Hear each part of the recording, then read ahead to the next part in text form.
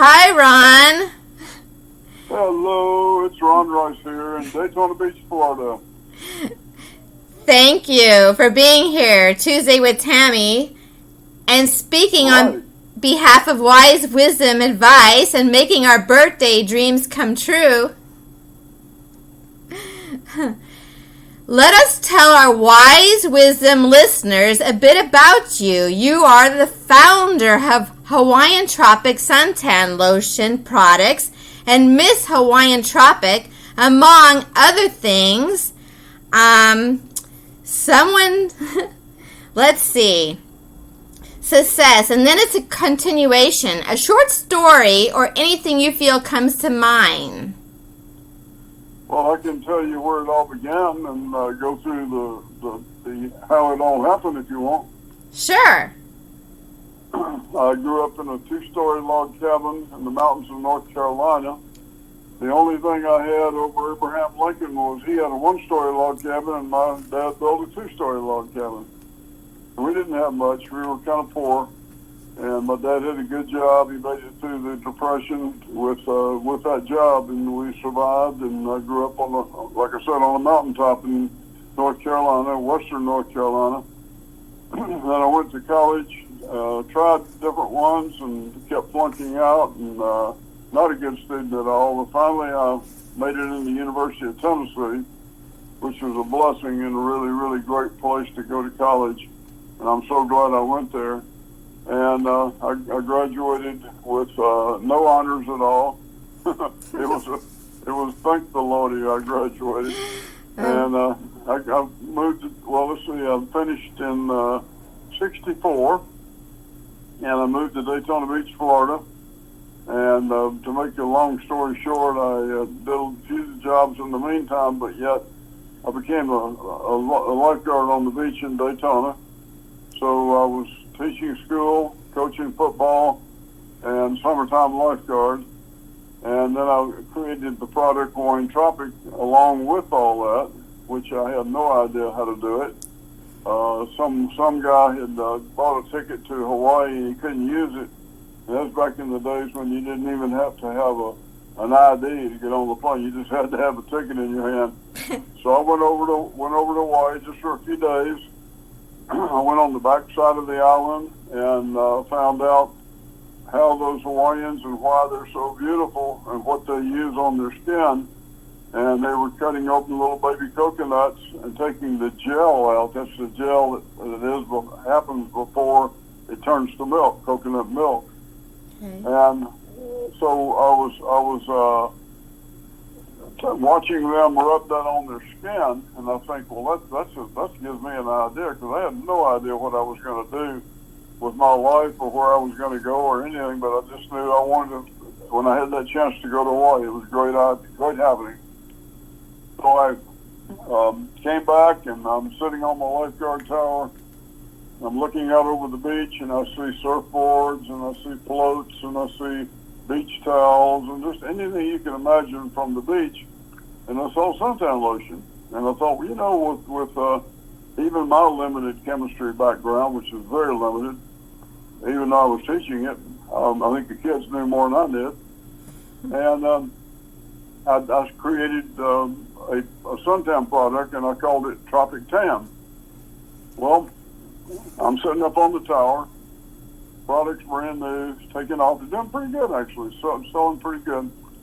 And this attorney from Washington, D.C. comes along to my lifeguard stands talking to me. He had nobody else to talk to. I guess he was kind of bored. And we were talking. I told him about my new product. And he said, well, what about your trademarks and your patents and all that? I said, what are you talking about? I don't know nothing about that. So he said, oh, my goodness, you better find out. So I went. He took one of my bottles of product, and he went back to Washington, D.C., went down to Crystal City where they have the trademarks, called me back about 2 days later and said, look, not only do you not own this trademark, but somebody patented it back in 1951. We're talking many, many years before, and it's a family up in New Jersey that own it. And I went, oh my goodness, here I've got a product that's starting to take off and do something, and I don't even own the name. So I tried to contact the guy one way or another, and I found out he didn't want to sell the name. They called it a family heirloom, and they've never done anything with it, or ever before or after. But yet, I knew then I had to change the name. So I changed the name, got all new bottles. See, I had, back in those days, I had 2 or 3 11-year-old kids working for me, and they're the ones that actually did the manufacturing of the product for me, and I'd go out and sell it because I was a pretty good salesman. I could sell things. And so I was riding down the beach July 16, 1969, and all of a sudden I'm delivering the first bottle of the new product, Hawaiian Tropic, and I look up in the sky and I see a silver bullet going up in the sky. And they go, what's going on here? You know, and everybody was out looking, and they were all out with binoculars and looking, and I thought, my goodness, something's going on here. I had no idea. And what it was Buzz Aldrin and group on their way to the moon for the first moon landing. 4 days later, July 20th, they landed on the moon. Wow. So I had no idea. And so I deliver the product down the beach. I go to the beach wagons and I start selling the product to the lifeguards. I gave it away to the beach guards for free, but I sold it to the pool guards, and they sold it and made a lot of money on it, did really well with it, and it was an instant success. And I had one secret that nobody else had. Because the only thing big back then was copper tone and sea and ski. You may have never even heard of sea and ski, but they were number one year. I think it was 1956. I think they were number one year, and then copper tone bought the market back. But I was in there competing with copper tone and sea and ski, and my product took off like crazy, but it was only local. It was only Daytona Beach and wherever I could get it. Then all of a sudden people started coming to me, people that traveled to Daytona Beach, and they saw an opportunity, kind of like going to a trade show, you know, in a way. Mm-hmm. And they came to me and they wanted to be a distributor for wherever they came from. And I'd tell them, okay, well, you look like you can do the job, and I'm not looking for anybody with money. I'm looking for somebody that wants money, that wants to do well. And so I'd say, go back home, get a map of your state, and draw out the parts you think you can control and handle. And if you can't handle it, then you lose it. So just take the parts that you think you can do good in. And like one guy, a good example, one guy up in Ohio, he was a mechanic, and he saw the operator. He was down on vacation. He saw the product. He knew they didn't have it up in Ohio where he lived. And he came back and he cordoned off on the map the southeast portion of Ohio. He cut Ohio into 4 parts, and he took the southeast quadrant. And the guy made himself a fortune. He became a millionaire over years. And I had a lot of that happen. I had people from all over the world, as far as that goes, became millionaires. And I guess the thing I'm most proud of is putting a lot of their kids through college. That I'm really proud of. And so that's kind of the story. And it grew, and then we became number 2 in the world. And then in 2007, that is, I sold the product. And I grabbed my daughter, who was incredible little girl at that time. She was 17 at that time. We went to Italy, France, Spain for 3 weeks. When I came back, they'd already sold the product to another company. They'd already made a sale. I think it was in the work in the first hand. But they treated me well. All they wanted was the product and the factory and what we had on hand, manufacturing-wise, the machines and so on. And I'm not going to tell you the amount, but I think it's written up in the newspapers and so on as to what I actually got out of it. But I got to keep all the exotic cars. I got to keep all the houses and properties and just lots and lots of value. And had a horse ranch in Oregon. Had a house in Malibu on the ocean there. Had the big house, 3 houses here in Daytona. Properties in North Carolina where I grew up. And so I got to keep all that along with the money they gave me. So I was very, very happy with how it turned out. It's just normal to me, it was just normal business, even though I was running with the seat of my pants. Had no idea what I was doing.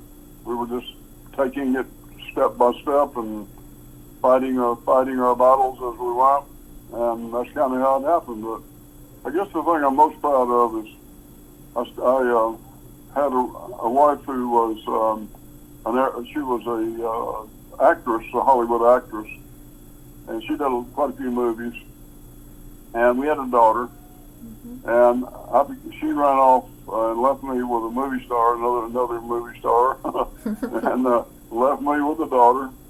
And so I raised her. You heard of stage mothers? Well, I was a stage father, and I raised her to do two things. One, to snow ski.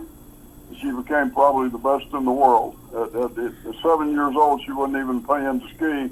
And she was doing double black diamond and just putting all the other kids to shame, and winning trophies and winning events. And I was 7 years old. And then I had her doing acting. She did 43 films before she was 17 years old. Wow. And but actually, what I did, her mother wanted her to come live with her. And I said, well, look, you're 11 years old now. I said, you actually, I'm raising you to be a boy, and I don't know how to raise you to be a girl. So we're going to send you to live with your mom now, and you're going to learn how to be a girl. Because she was a toughie. I mean, she was a tomboy toughie. Yeah, but she just wasn't learning the things girls are supposed to know, So I sent her to live with her mom, and so we kind of trudged her back and forth after that. And she went on to, like I said, she did 43 films before she was 17 years old.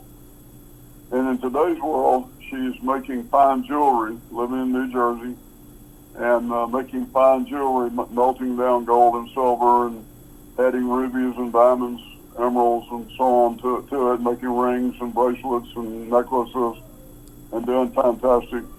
So I'm very, very proud of her. That's beautiful. That's really nice. Yep, she's all grown up now. What's that again? She's all grown up. Yeah, she's 30. She's 30 now. Okay. Yeah, she was born in 90. One time I was, she was 25. That was 5 years ago. Darcy, my ex-wife, was 50, and she was 70, and I was 75. So we got 25, 50, 75. And then she messed it all up and became 26. Cute. Cute story. So that's the story right there. I mean, there's a whole lot more, but I've just hit the high spots. Yeah, exactly.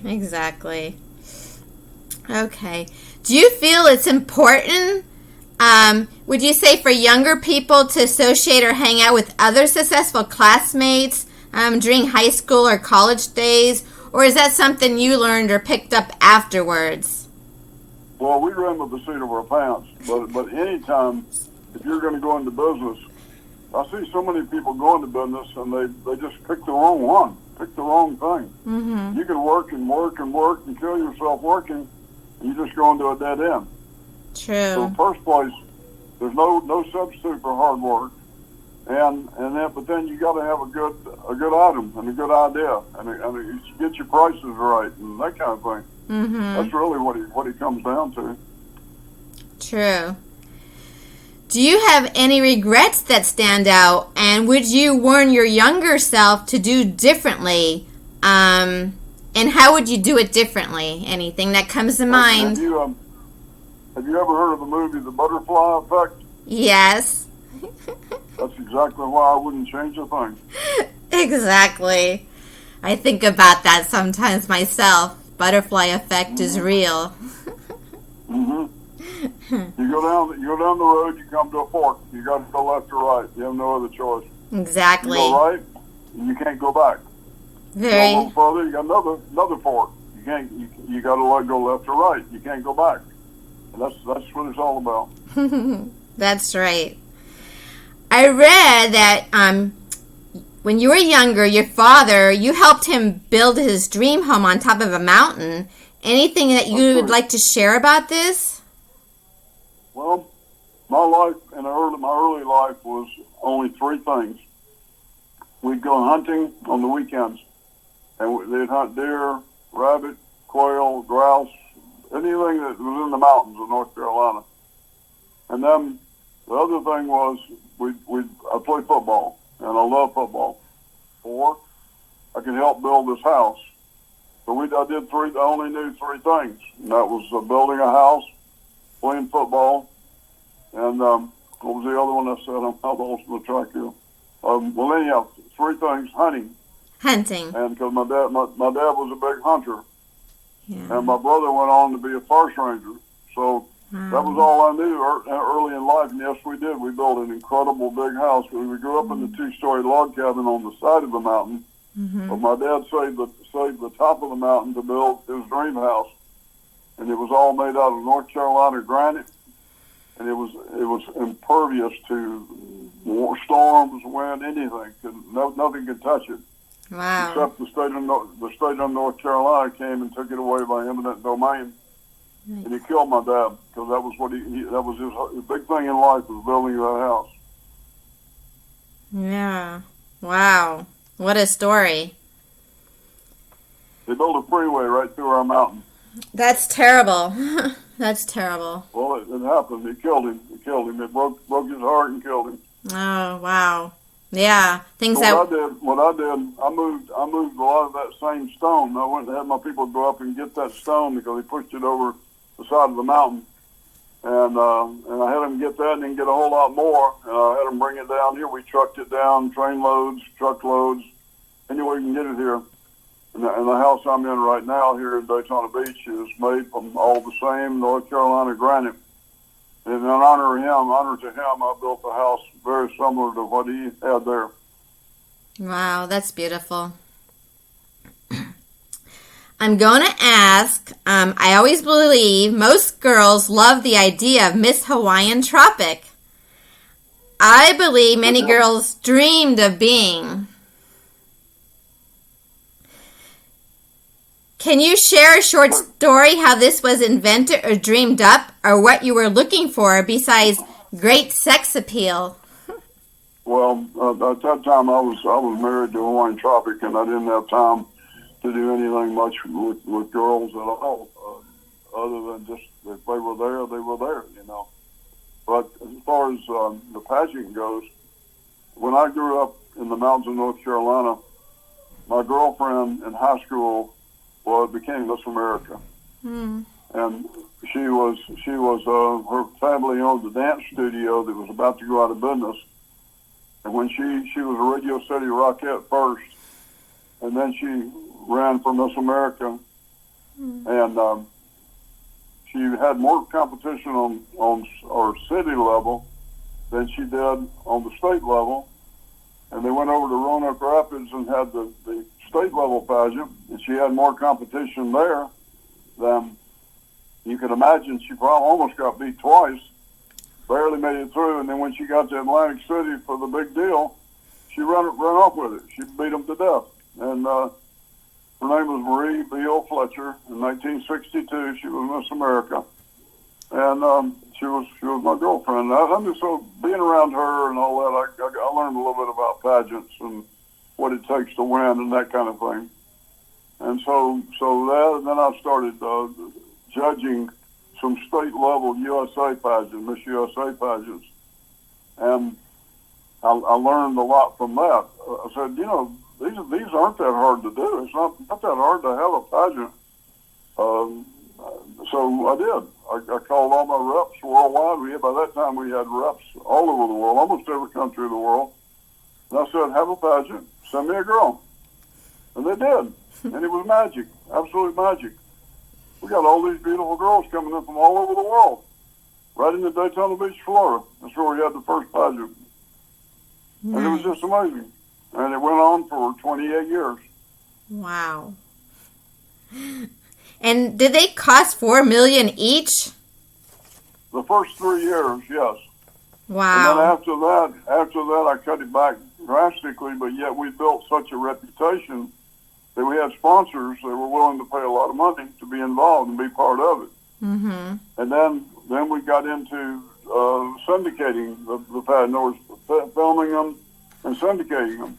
Mm-hmm. So instead of making money, we were breaking even on it. But by being shown all over the world in 7 languages, we were getting all that publicity for Hawaiian Tropic, and so we rode for free. And the pageant ran itself virtually. And everything we had to do, but those first 3 years, I had to pay about $4 million to keep it going. That's incredible. And that's before all this internet and everything like that. So, wow, that is fascinating. Mm-hmm. That's right. That's right. We were in 7 languages all over the world. Wow. I only speak 2 languages. You speak 2 languages?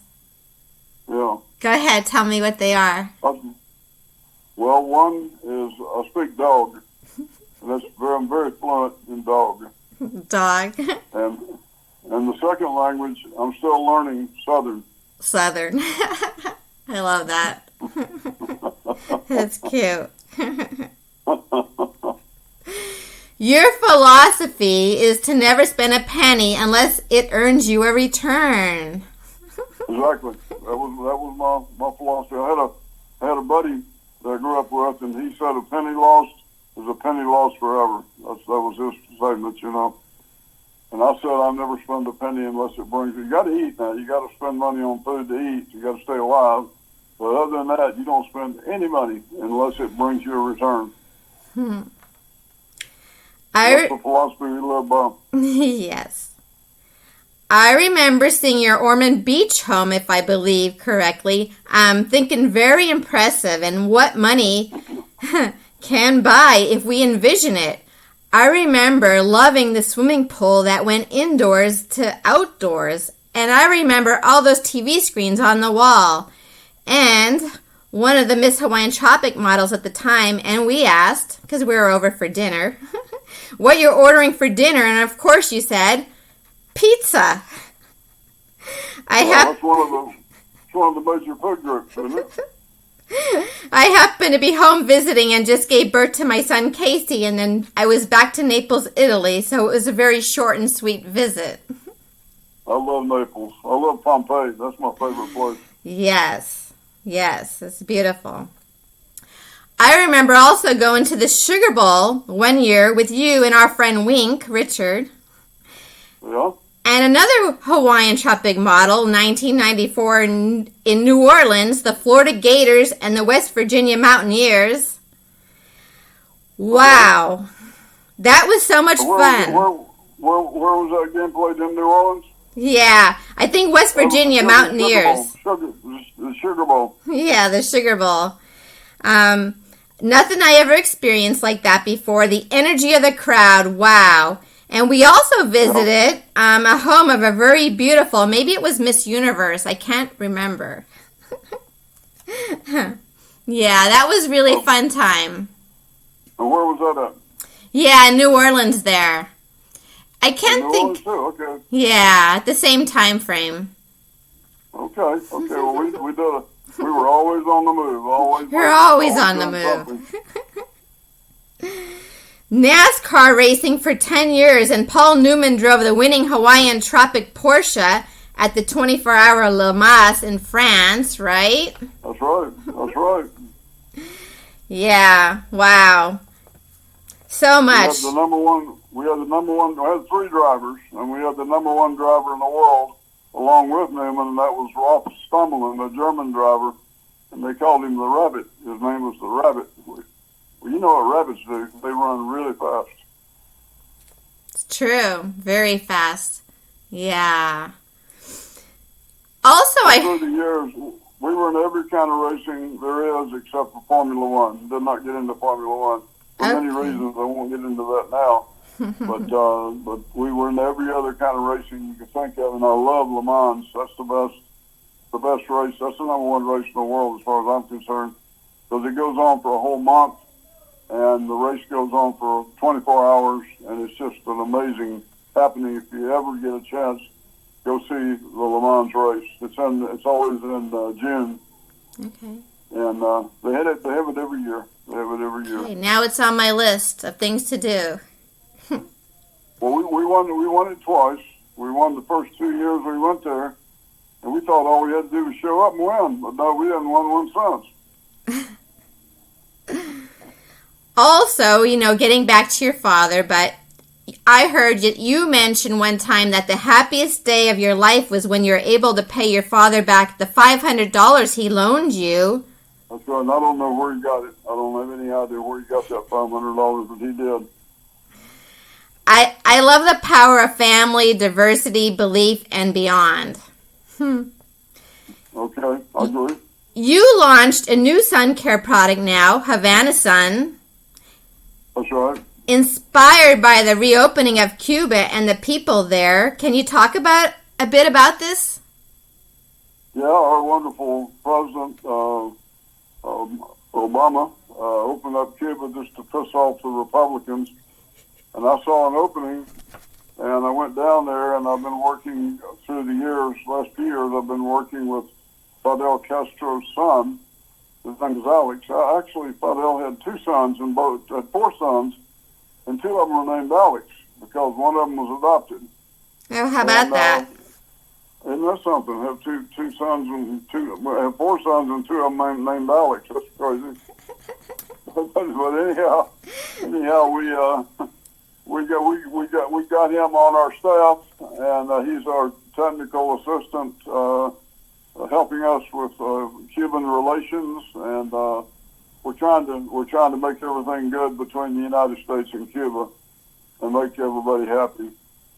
And the product is definitely we call it from across the Caribbean, the exotic, mysterious island of Cuba, comes this incredible product that we've had many years. We took the old Hawaiian Tropic formula, and I've hired some of the best chemists in the world. In fact, even when I had Hawaiian Tropic, I had two of the best chemists in the world, 3 of them actually, 3 of the best chemists in the world working for me.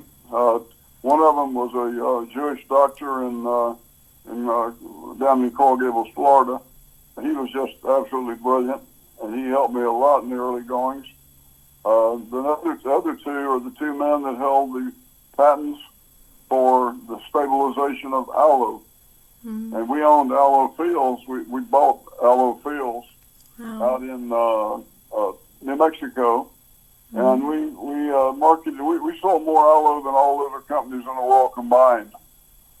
And it was really amazing to watch the growth of aloe. And aloe goes all the way back to Cleopatra.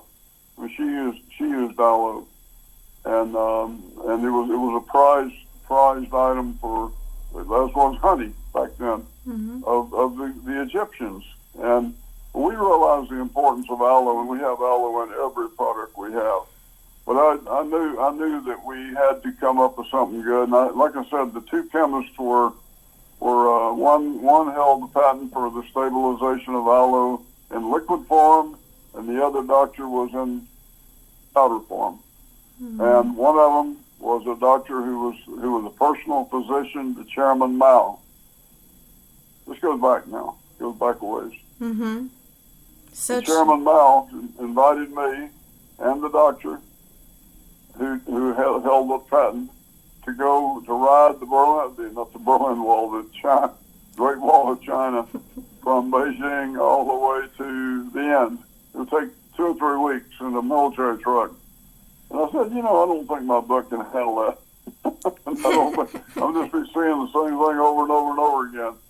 So I turned it down, even though we really felt honored to be offered that from Chairman Mao.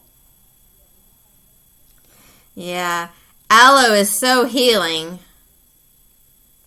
It is. It really is. Yeah. So let's see.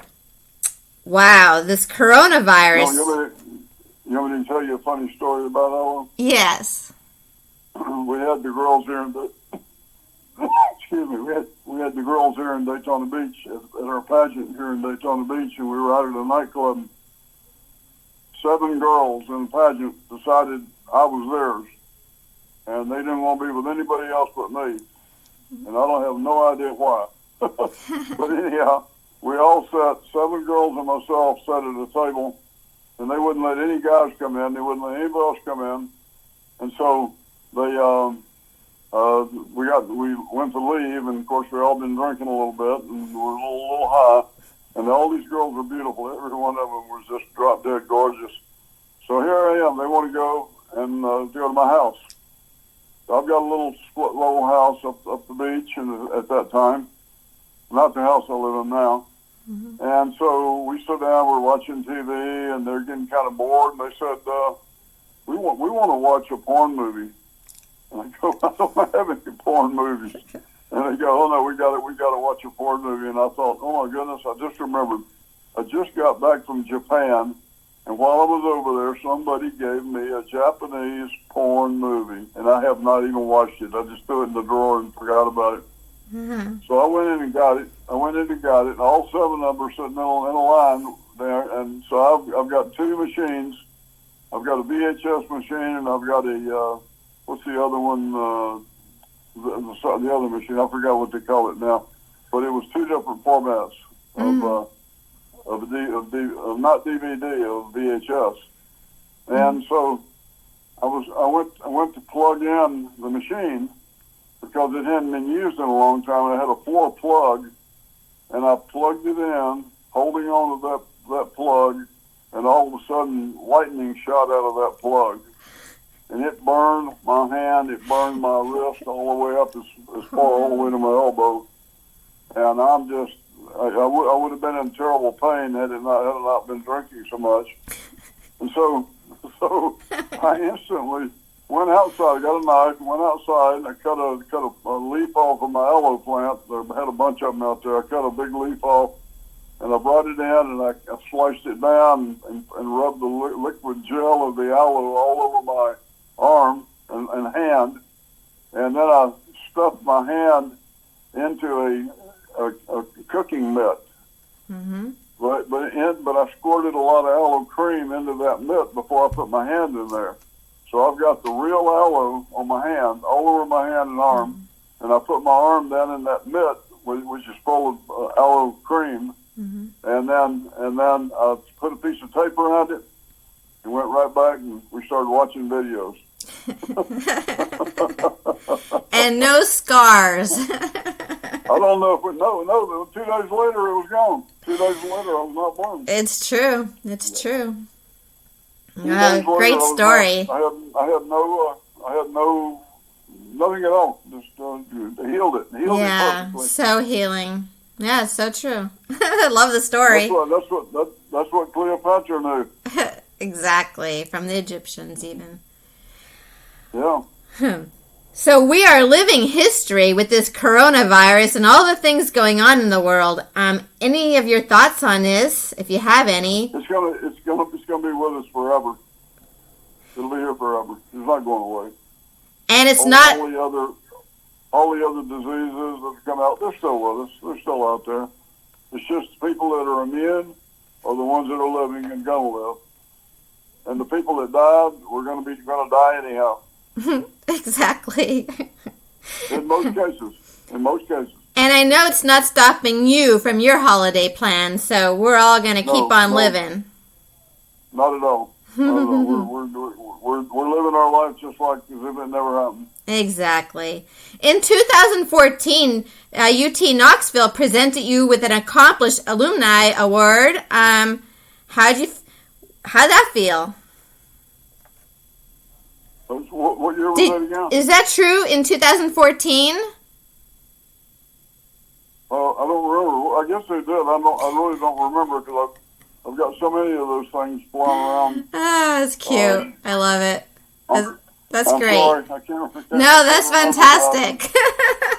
I was just doing some research and I thought, oh, yeah, that's good. So,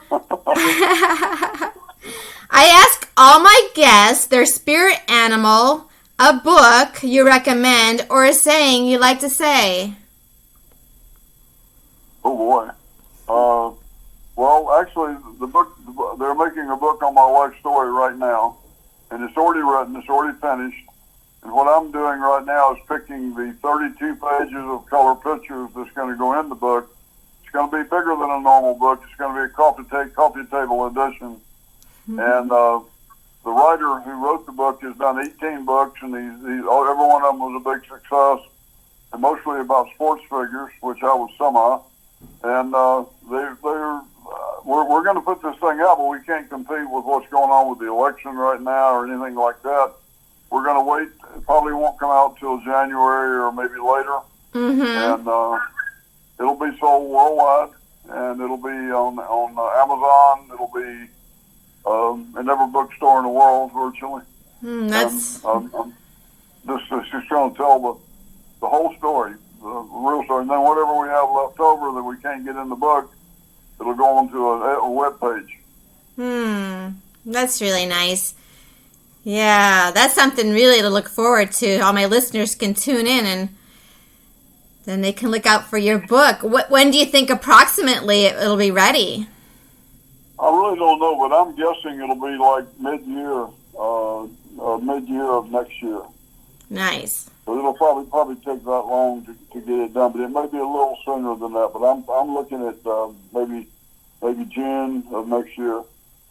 Keep me posted. Okay. Yeah. You'll get a free signed copy. Thank you. You got to make sure you got your address and everything, and get you in my system. So send that to me. Mm-hmm. I actually will send it. Okay. When a person such as yourself becomes so successful, how do you keep your feet on the ground, metaphorically speaking? They never left the ground. I know. That's nice to hear, Ron. What is the one thing you feel that you made the right choice and everything just fell into place afterwards? I know you pretty much told the story, but if anything else comes up. Well, I mean, I told the writer, I said, well, I've still got a couple of chapters to go, because when I say I'm going to come back as a pelican, I've already decided. Big bull pelican, big mean bull pelican. And I'm going to go from Poop Island, which is where we roost at night, all the way up the beach, 20 miles north of my house, and go fishing all day long. And then fly back in the afternoon. We ride the thermals. You don't even have to pedal. You just ride the thermals all the way back to South Daytona, and you land on Poop Island, which my daughter named it that because that's really what it's made of. And all the little baby pelicans are running around underneath, getting pooped on. They're all white because they can't fly yet. So that's going to be me. What you do all night, you just squawk all night long and tell lies about the fish you caught that last night. Nice visual. That's the way it is. That's the life they live. Sometimes they'll get up there and they'll fly 20 or more in a V formation, or maybe you'll see 2 or 3 go along all by themselves. They're little radicals, they go out on their own. And I enjoy watching them. I love watching them.